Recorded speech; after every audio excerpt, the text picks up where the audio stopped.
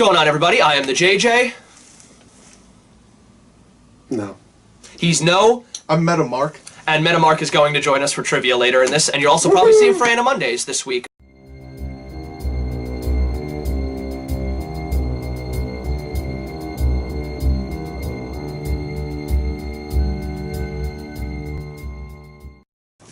Basically, we're doing Hateful Eight because Paul W.S. Anderson is terrible, and we need a break. But all kidding aside, it just released, so... It released on PS4. So, yeah. All right. Sony got it early. Yeah, for some reason, they have this little option on PSN where you can watch it before Blu-ray and DVD release. It's actually still playing in some theaters. How weird is that one? Anyway, this is The Hateful Eight, 2015, Tarantino's 8th film. If you're going to be technical, his 9th. If you're going to be really technical, like, probably his 12th, because he also did 4 Rooms, he did that unfinished movie, my friend's, whatever it was, birthday party, wedding. Nobody counts this since his debut. His real 8th movie. The year's 2015. Arguably still 2016, because it's, once again, still in theaters. What the fuck? And just one more to get it out there. Fuck Paul Anderson. The ratings for this movie are retarded. They are disappointingly low. The opening scene is, as far as cinematography and nature porn, is on par with The Revenant, which is honestly a very high compliment. Which, when we first saw this, we saw it the same day. We did a double feature. Oh, the weirdest, most depressing double feature ever. The ice setting, the glaciers, the nature shots of the trees covered in snow, the snow-capped mountains. Just some of the most gorgeous, gorgeous shots I've ever seen in a movie.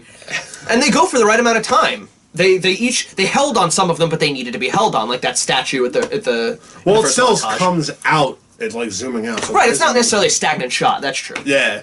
Although I still don't understand what that was supposed to tell us. The opening? It was supposed to set the mood because the music. The music, yeah, but like specifically Jesus on the cross. Well, I think it's literally just supposed to be like just an image of, like, disturbing imagery that really sets the picture of people are going to die. It's not necessarily... Maybe it's a Last Supper reference? That's what about, you know, because Judas was a betrayer. You have the classic old-school yellow text with the music, and it's literally akin to Jackie Brown, Kill Bill. He has this specific set that he works with, and, both in actors, text, oddly enough, tropes. You know what I liked about the text? The names. You know, typical Tarantino superstars until you hit Channing Tatum. Because they purposely didn't market him. It's one of those things where Tarantino likes to have at least one weird choice for his movies. The text is classic Tarantino, the music is brilliant in classic Tarantino, classic Morricone as well. Because, I'll just spoil this one now, a lot of these are unused tracks from The Thing. Found that out afterwards. Research! You have the wagon scene, where... you just see Jackson, who's sitting on a pile of corpses. With a saddle on top of it. With this saddle! Which, by the way, is apparently a saddle left over from Django, so there's another reference to Django in this. Those two movies are very heavily tied, and the more we explain this, the more you'll get it. Jackson, Jason Lee, and Kurt Russell, when they're all working together in this scene, when they're all in the cart, and they're just having this Tarantino-style dialogue between one another. At first, it feels a little forced, like with OB on the outside, with him and Jackson. It's just like... it feels like banter for the sake of banter, but technically that is Tarantino's thing. It just doesn't feel as smooth is what I'm trying to say on that. But, that being said, it doesn't really matter, because as soon as they get into the actual carriage, and you have Russell beating Jason Lee, you have, whenever she opens her mouth, it just hits her. The way they react toward one another, is just perfect. And I don't want to drone over the chemistry point over and over again, but that's essentially what it boils down to. These people, these Tarantino superstars, really know how to work together. He's more of a movie scientist than he is a director. I do want to bring up the scene that we're talking about, this whole wagon scene. For some people, it might not hit as well as others, because this slows the movie down immensely. Whether that's a negative to you or not, I feel like that's more of a personal thing, because you might not necessarily like what they're talking about. The pacing's just really slow. It takes its time, so it might not hit you, just as a warning. But the first time Daisy gets hit and they zoom in on her face, Daisy Domergue, the one that Kurt Russell is tied to the entire movie, first time she gets hit by Russell... the entire movie. Well, we'll get there in a second. Supposed to be the entire movie. The first time she gets hit, it's like this realistic way of portraying legitimate trauma to the head, where like the slowed bleeding happens afterwards, and it's just a very intense... He hits her in the side of the head with the butt of the rifle, I think. Yeah, I think it was the butt of the rifle. And she's just like bleeding slowly. They start zooming in slow on her face. It's a very her face is so pale from the cold. Tense, real, like skin's really dry. But it's also very foreboding and foreshadowing. The Hangman hype by Jackson when they're sitting in the carriage. John the Hangman Ruth. You know why they call him the Hangman? John Ruth the Hangman. You know why they call him the Hangman? Any other one of us will shoot you dead. But if the Hangman catches you, you're gonna hang. And that's something that's repeated throughout the movie, but it's repeated for a reason. And you'll follow us through this and understand why. But it's just followed up by such great physical comedy that scene is just very tense, very real. Once again, that's 2 words you're probably going to hear a lot. It's a very good description of this movie. The whole knocking her out. Oh, yeah. He just keeps abusing her, which is handled in a very comedic way. I don't know if it's intentional or just my weird sense of humor. It's almost Three Stooges style. Such an amazing performance. She just manages to play such a hateable character, but at the same time is kind of adorable. Like, going back to Pulp Fiction, the whole Honey Bunny, she has that Honey Bunny-esque style feeling where it's just, you are just adorable despite being a psychopath. Why is Tarantino so good at that? The Lincoln Letter, as well as the Hangman, this is, like we said, this is a very big setup scene. One of my favorite setups. The Lincoln Letter, do you mind if I see it? You know, you're right. I don't like taking it out. Oh. But, since you saved my life and all...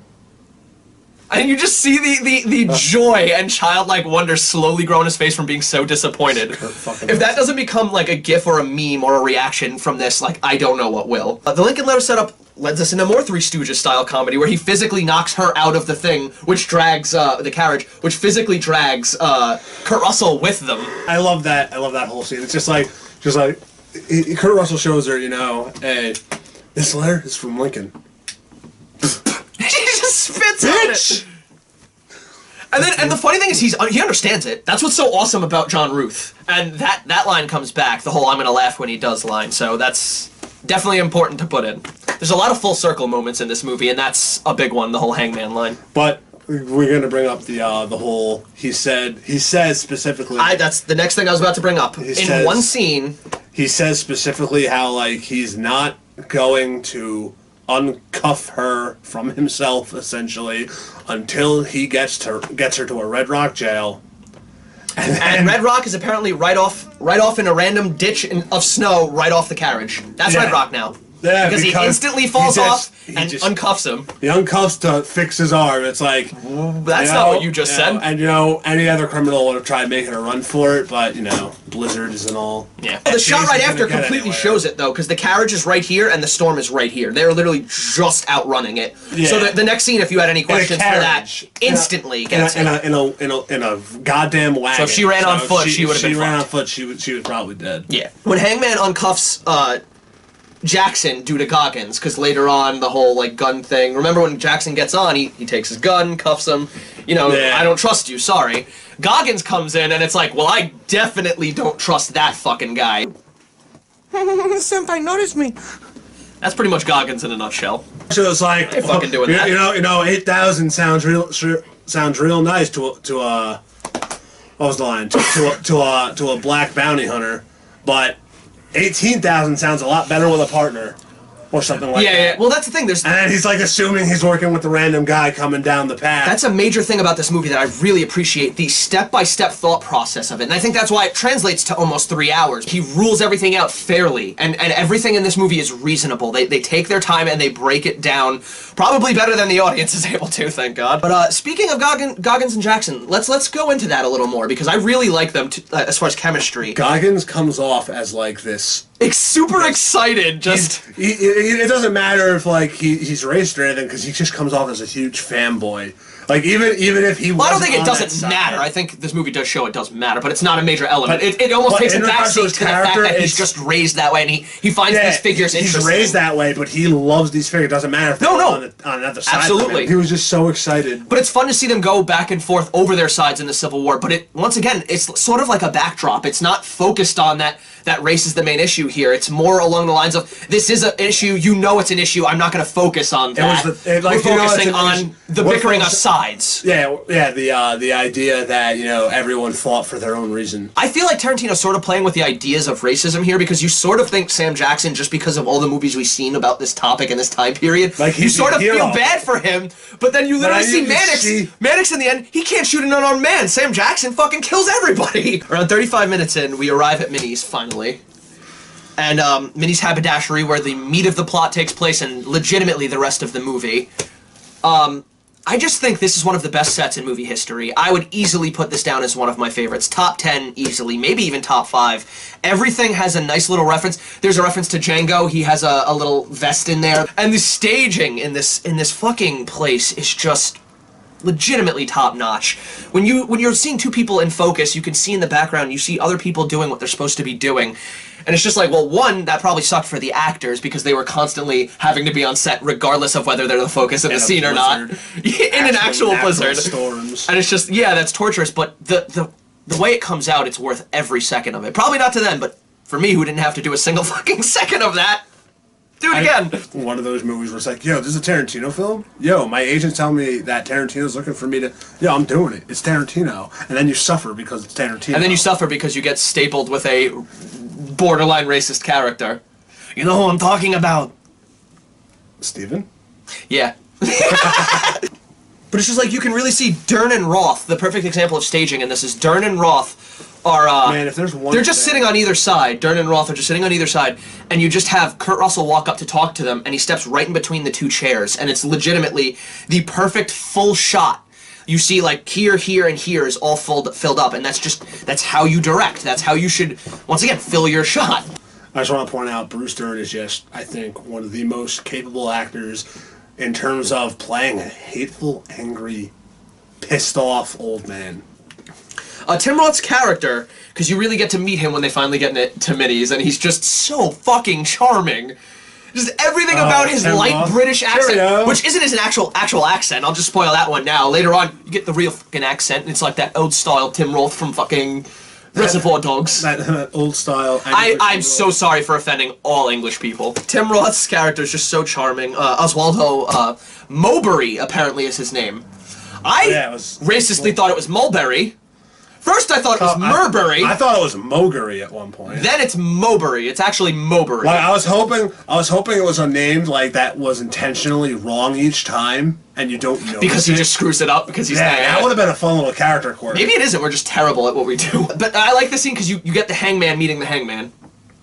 The fake Hangman, who's legit the Hangman versus John the Hangman Ruth, and they get to talk about civil versus frontier justice, which is just a great Tarantino discussion. Know about the frontier justice versus law. It's like civilized law. The only difference between frontier justice and civilized law is the Hangman. Yeah, because it's a job designated by me. I have no connection. I have no empathy, no sympathy. Not even apathy. I don't care about any of this. I'm simply doing my job to hang somebody. Kurt Russell, Snowscape, Ennio Morricone soundtrack, murder. This is the thing. We're watching the thing. We meet Michael Madsen, who's just the greatest actor in the fucking world. Close the fucking door! God damn it. Do you have to contractually obligated show up in every fucking review that I do? We deserve to die. I'm gonna kill myself. But Madsen himself in this, it's just, he's the shadiest character. He's making fair arguments for him, but it's just, knowing what you know, fuck you, you're one of them. You're one of them from the first thing. Joe Gage is my name. And you're making eye contact with the guy the entire time. The one time you break eye contact, which is just utter bullshit, is when you're literally going, yeah, blah, blah, blah, blah, blah, blah. And then the one time it's just, visiting my mom. So whoa, you can tell me that's not obvious? If you put an object in between you and the person, that's an obvious sign of telling you're lying. He takes his hat off, puts it down, continues his lie. There's just these little things and it just feels like you're the biggest fucking liar. Not to mention, Michael Madsen, you're like 80, your mom's dead. You ain't visiting your mom for fucking Christmas. Also, I like, there's almost like a reference to Death Proof or a continuation where Michael Madsen is writing in a book and Kurt Russell, of all people, walks up. We're going in the book. Walks up and just literally, what are you writing? My life story. Am I in it? You are now. Just entered. The way that this movie sets up, as far as how they divvy the cast, it's a nice touch, because you have them enter minis, and then you have on the outside they're dealing with shit in the stable, so they just slowly start dispersing the cast that we already know from the wagon into this new setting. So it's not oversaturated with characters, it's not overfilled as far as staging, it's just nice, the nice amount every time. How did Tim Roth's character know about the Lincoln letter? Yeah, and he knew just enough to know about the letter, but not enough to know who held it. Like, maybe... Specifically, like, he messed up. He was like, let me see the Lincoln letter to Goggins, and Goggins like, that's not me. What the hell are you talking about? Maybe John Ruth told him? We get a scene in the stables, and it's Sam Jackson who's about to walk out into the blizzard. In the middle of a blizzard, I'm asking you if you want help to handle the horses in the stable, and you say no? It's just like a what the fuck? Okay, this is like, clearly you're right, not amigo. Okay. You're right, amigo. And that's the worst answer you could have given there. You're right, you're right? Was that Was I trying to convince you? One of my favorite lines, as far as like dialogue, as far as the exchange between the two, thought it was really, you calling me a liar? Many rolls of tobacco. She doesn't use a pipe. But you already knew that, amigo. You're right, Senor Bob. I'm just checking if you do. Such a great tension scene. Also a really clever diffusion of that with the whole, yeah, you're right. You calling me a liar? Not yet. Not yet. These visuals, because the cold is here, Tarantino just knows how to use the elements. He has them drinking this hot tea, which is just radiating smoke as Jackson's talking. So it's almost like, I don't want to say it, it's almost like a biblical image so of just... so that I wonder if it's CGI or not, given the not cold. CGI, it's hot tea. They're drinking hot tea in legit colds, that's what it is. And that whole smoke scene is during the during Jackson scene, the original meeting of those two characters. Not the major meet one later, which... We'll get there, my brain is dreading that moment in a second. This is post-Civil War, on the wind down. And everything's been fought for. And your way to fix this problem of people butting heads is to resegregate. We're gonna divide Minnie into North and South. Yeah, it's interesting during that time period. I know how you Americans like to. Tim Roth is the one who's done. No, absolutely, yeah. I know how Americans like to butt heads. I can now say that I've seen Sam Jackson and Kurt Russell double team Michael Madsen. I'm gonna let that one ride. Ooh, that's another sexual pun. That's 2 in 1. High five. Yeah, I pay him just for that. Just. He does not pay me well. I don't pay him at all. He pays me in high fives.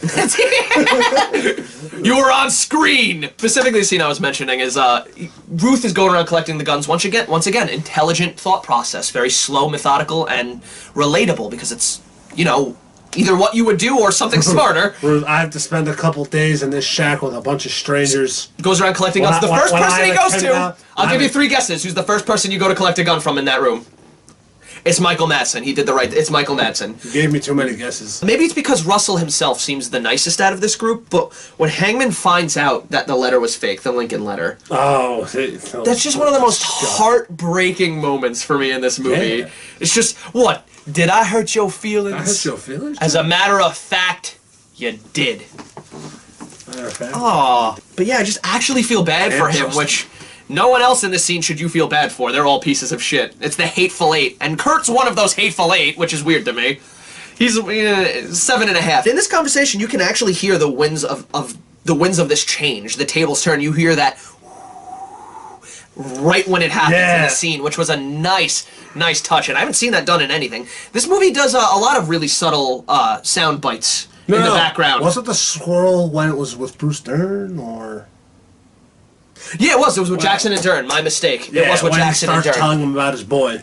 This movie had a nice sound. Had a nice amount of little subtle sound bites. Very muffled, but like it sounded like people yelling, and then it turned into just wind.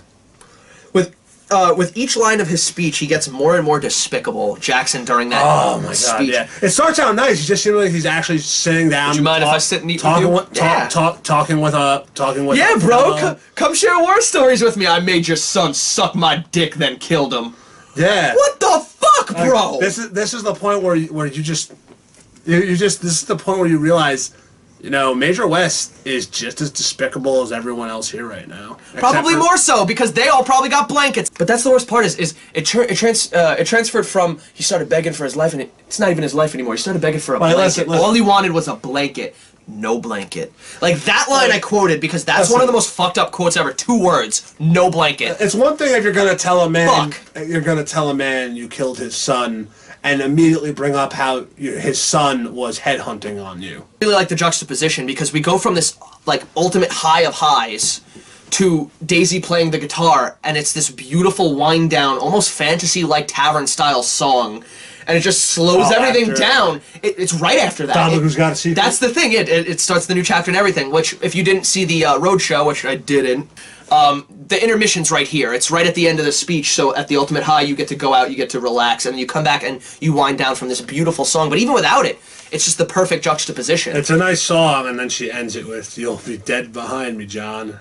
I'll be laughing all the way to Mexico." A lot of people died in those 10-minute span. Bruce Dern, him, Bruce Dern's son. Dun, dun, dun, dun. We just figured out Blue's Clues. We just figured out Blue's Clues. We just figured out Blue's Clues, and then we killed Bruce Dern. So yeah, the scene where she is singing, I want to focus on that a little bit, because it changes focus between her and the 2 guys in the background coming in from the storm. So it's just consistently shifting focus, back and forth, legitimately shifting focus.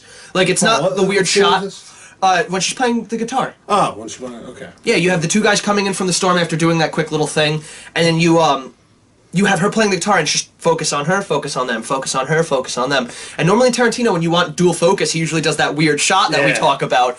It's interesting to see that he doesn't always have to. Yeah, he's shifting the focus whenever she looks back. And I really like that. I really like that shot. Also, I love that she repeats the laugh when you do line, which we mentioned earlier was one of Russell's lines. It comes full circle. Also, kind of adding to the relationship moment. Maybe they weren't having a relationship. Maybe it's that she has more in common with you than you think. And it was semi-full circle, too. Yeah, no, absolutely. I'll laugh when he does. An Oscar, though. Jackson breaking down who killed the hangman is just flat-out riveting filmmaking. Like, it's a nail-biter, edge-of-your-seat, just, what the... This is the plot. Here we go. Not that it hasn't happened yet. People are dead. But this is the climax. We're building it. He's our murder mystery detective. And, between the stew, the coffee, the hands on the wall, Sweet Dave's chair, he just breaks this entire crime scene down Batman style. This is Sweet Dave's chair. You see, Sweet Dave would have taken this with him. You see, this was Minnie's place, but this was most definitely Sweet Dave's chair. If they went up to visit their mother, he would have taken this with him. Pulls it off. Pulls it off. Just what I thought. What's on it? So, Sweet Dave's goddamn blood. Woo! Which, by the way, he's just playing the perfect, like wingman-style character. Also... he's like deputy right now. We get the callback from the stables that we mentioned, which, once again, this entire movie's full circle moments and callbacks. It's just... See, now, Senor Bob. Now I'm calling you a liar. Now, Senor Bob. See, Senor Bob? Now I'm calling you a liar. Yeah, I love that moment. That's such a good scene, too, because they break down why... See that yet? They break down why it doesn't make sense, too, that he's here. And the most obvious answer being, Minnie hated Mexicans. Yeah, no, the whole, once again, logic and reasoning behind Jackson, he's sort of ahead of the audience, because I'm gonna be honest, I didn't know about that. I have no idea. Oh my god, I think it is. We can have a Hateful Eight party! Woo! You wanna join Minnie's haberdashery? Woo! Woo! There's a really weird thing in this. Why do you use squibs? And I know for a fact it was squibs, by the way, because we were sort of debating on this whether or not it was. We weren't entirely sure. I think it is not only because 75 mil and it's Tarantino and that's his porn, but also for the fact that I'm pretty sure they said Greg Nicotero did the effects, and I don't think he would allow that. That's the guy who does Walking Dead and a whole bunch of shows like that. He's a very well-known effects designer. Oh, wait, you're talking about when he shot him right now? Yeah, we're on that part. It's like, too high, too low. We keep the streak alive as far as nut shots go. Before that, he blew off... Senor Bob? Yeah, that was a while ago. But yeah. Bob's. Awesome gore moment. It was because that comes back.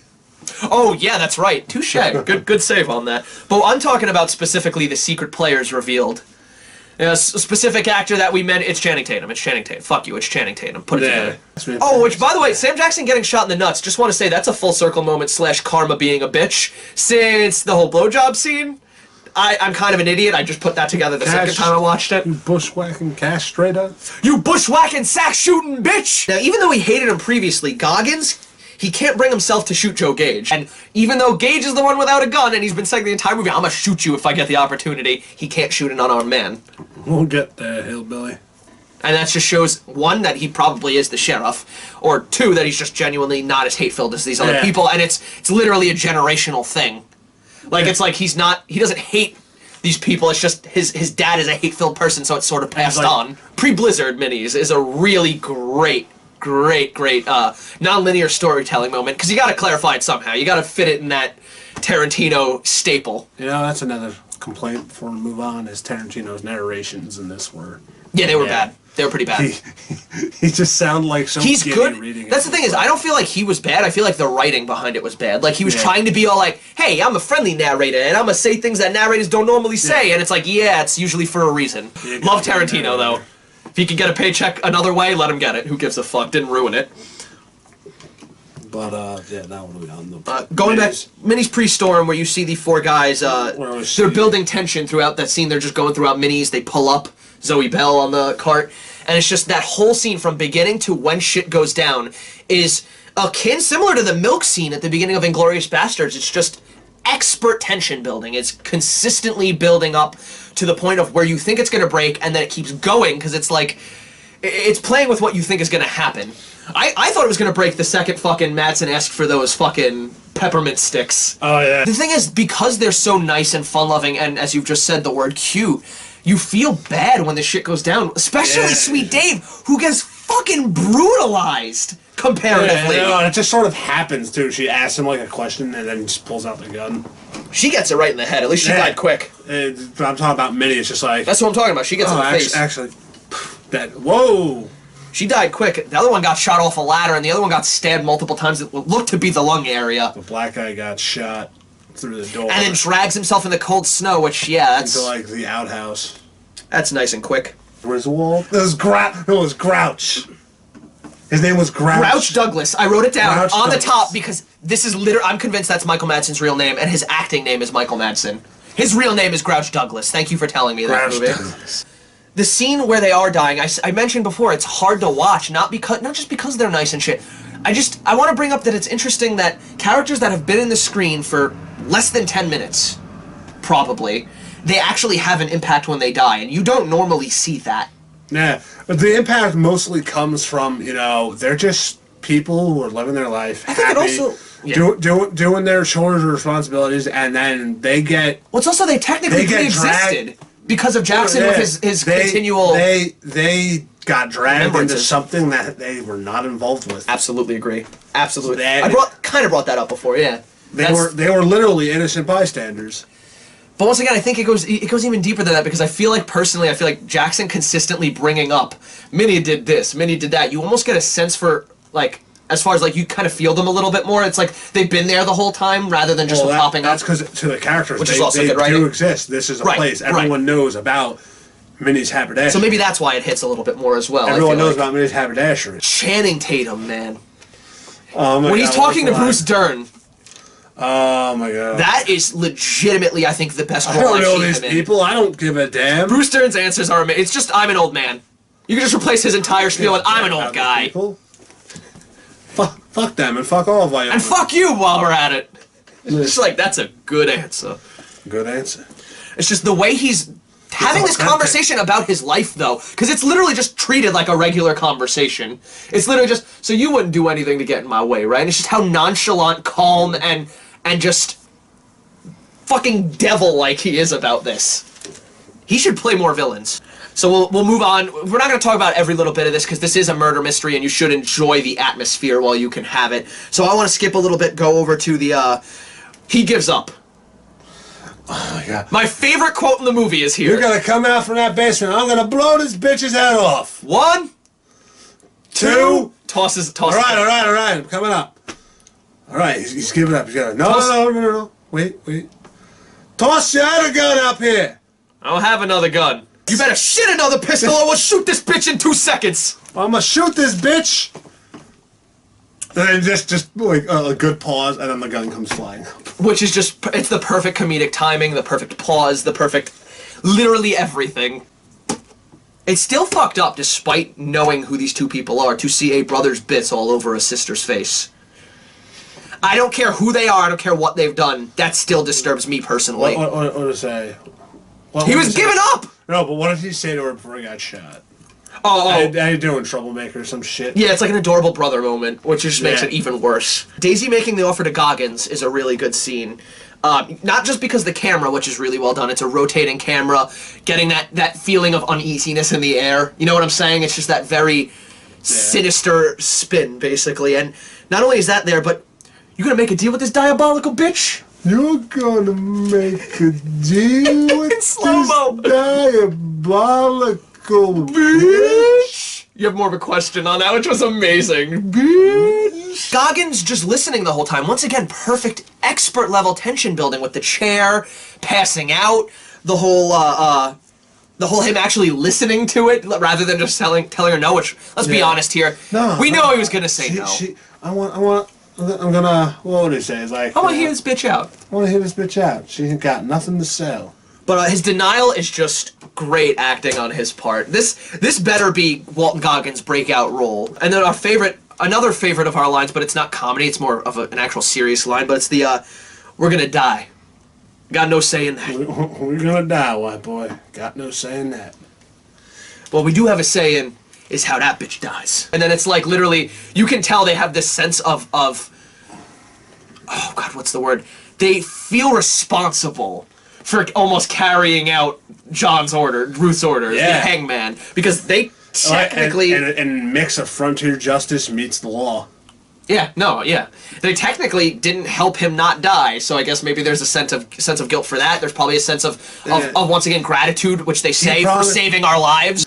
Don't shoot her. Why? John Ruth. When the hangman catches you, no, what was it? You gotta hang. You only need to hang nasty bastards, but nasty bastards you need to hang. He also has a great line too with the "as my first and last decree as a Red Rock sheriff." As my first and final act as sheriff of Red Rock. And it's even more powerful because he's doing it with Jackson, who, if you watch the beginning, they clearly don't like each other. Wait, what?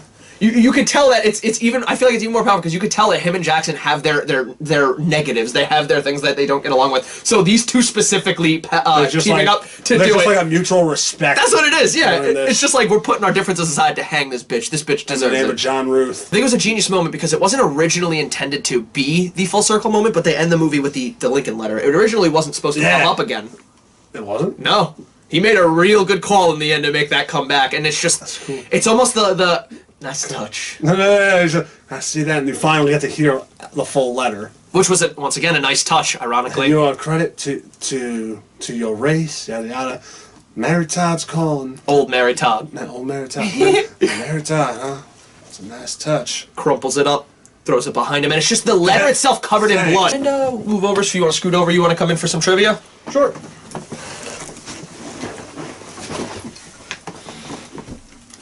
Oswaldo's actual last name in this, which is Tim Roth's character, Oswaldo's actual last name in this is Hickox, making him Fassbender's relative from Inglourious Bastards. Huh. Tim Roth's character is related to Michael Fassbender from Inglourious Bastards. Okay. The two movie influences... Clearly a removed family member. Oh yeah, absolutely. We don't talk about that one.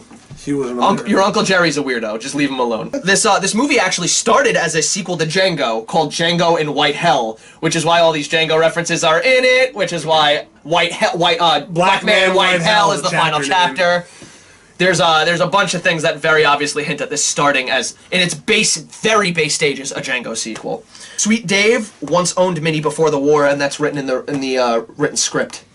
That's a nice little thing they don't put in the movie, but Sweet Dave actually owned Minnie, and they arguably fell in love, and after Civil War ended, they just owned this place together. Which I think is a really nice subplot that should have probably made it in, but didn't need to be. People potentially up for Daisy Domergue were Evan Rachel Wood, Demi Moore.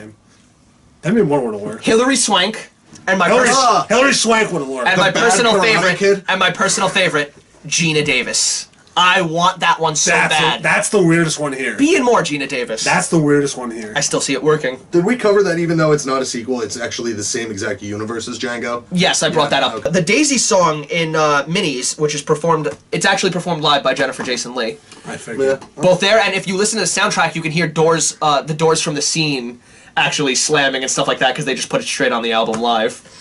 And my final one, if you want to do a couple after that, it's up to you. But I got after a script leak, this is probably the most well-known. After a script leak, this movie almost didn't happen. Apparently, the only reason it did was because of a cast read. Mexican Bob is also a character name in True Grit in 1969. He's a member of the Ned Pepper gang. Wasn't there also a quote that they took from True Grit? I'm pretty sure, but I don't have that in front of my face right now. Fair enough. The gory special effects were done courtesy of The Walking Dead's FX guru Greg Nicotero, who's also contributed to Tarantino's Inglourious Bastards, Kill Bill 1 and 2, and Django. He also did Piranha. So Yeah, that's weird to there's think that. about. He also did Hey, you know what? So did Adam Scott, but we fucking forgave him, okay? I guess we'll wrap it up there. Thank you for watching us with us this week. Well, next week we're going to be back on Paul W.S. Yeah, whatever that was. The guy who does the Resident Evil movies. It's going to be Event Horizon or Shopping. I'm not sure which. The description bar below will tell you.